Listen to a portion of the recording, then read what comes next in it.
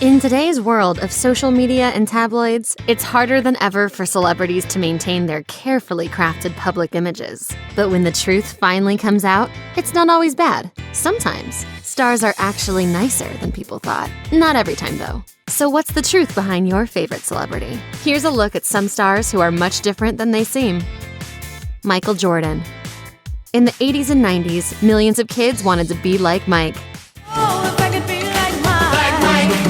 If I could be like Mike. Could be like Mike. And why wouldn't they? After all, Michael Jordan led the Chicago Bulls to 6 NBA titles and was one of the most famous, well-liked, and well-paid athletes on Earth. He even helped Bugs Bunny save the world from alien invasion.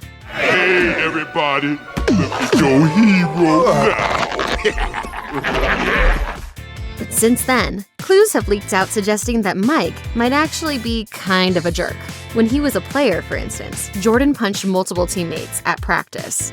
During a game, he once called Muggsy Bogues, the shortest player in NBA history, a effing midget. And when he was inducted into the Basketball Hall of Fame in 2009, he used most of his speech to call out different people in his life who had pissed him off. Thank you, Hall of Fame, for raising ticket price, I guess. Stay classy, Mike. Stephen Colbert.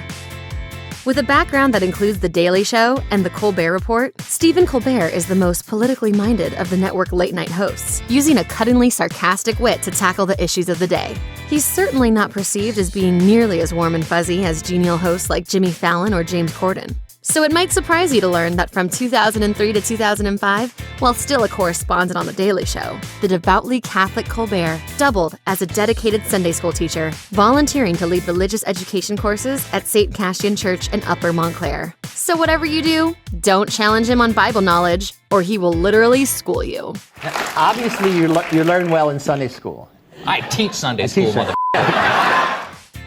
John Lennon. The Beatle who penned All You Need Is Love and Give Peace a Chance didn't always practice what he preached. Behind the scenes, John Lennon was reportedly abusive towards women, unfaithful to his first wife, and an absentee father to his firstborn. In 1980, just 3 months before he was slain outside his Manhattan apartment, Lennon claimed in a Playboy interview that his years with second wife Yoko Ono had left him a changed man.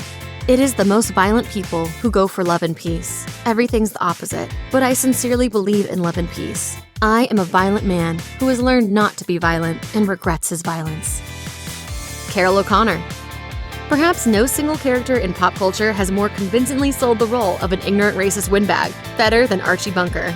That's a solid testament to the acting skill of All in the Family star Carroll O'Connor, who was considered to be a very kind and thoughtful man by those who knew him. In his memoir, showrunner Norman Lear wrote that O'Connor nearly quit the show several times because he found the material so personally offensive. Lear said, "It was understandable to a degree. He was, after all, at the beginning of a process where he was to shed the gentle Irish intellectual Carroll O'Connor to become the poorly educated, full of himself blowhard Archie Bunker, spewing a kind of rancid, lights-out conservatism for a television audience that grew quickly to more than 50 million people." Dean Martin. Legendary Rat Pack star Dean Martin built his whole act around being a fun and flirty drunk, always just a little bit amusingly tipsy whenever he'd take the stage in Las Vegas or in a TV studio to film an episode of The Dean Martin Show. I'll get us another drink. But according to his son Ricky, the drunk act was just that, an act. Ricky wrote in his memoir, That's Amore, A Son Remembers Dean Martin, that the legendary entertainer was much more of a sipper than a guzzler, writing, "Dad usually had a J&B scotch and soda he nursed through the performance. It was almost always a weak scotch and soda. Other times, it was just apple juice." Flavor Flav. On reality shows like The Surreal Life, Flavor of Love, and Strange Love, star Flavor Flav didn't necessarily come across like the sharpest tool in the shed. And that played right into the crazy weird persona that he developed as a member of the iconic rap group Public Enemy, when the kid named William Drayton Jr. turned himself into wackadoo legend Flavor Flav. But don't be fooled by the act. Flav is actually something of a prodigy. Teaching himself to play piano at the age of 5, Flav went on to learn 15 different instruments without a scrap of instruction. He told the Daily Beast, "The way that I was able to accomplish that was by cutting my classes, hanging out in the band room all day, and going from one instrument to the next until I learned how to play everything by ear. 911 might be a joke, but Flavor Flav is the real deal." Thanks for watching. Click the Nicki Swift icon to subscribe to our YouTube channel. Plus, check out all this cool stuff we know you'll love too.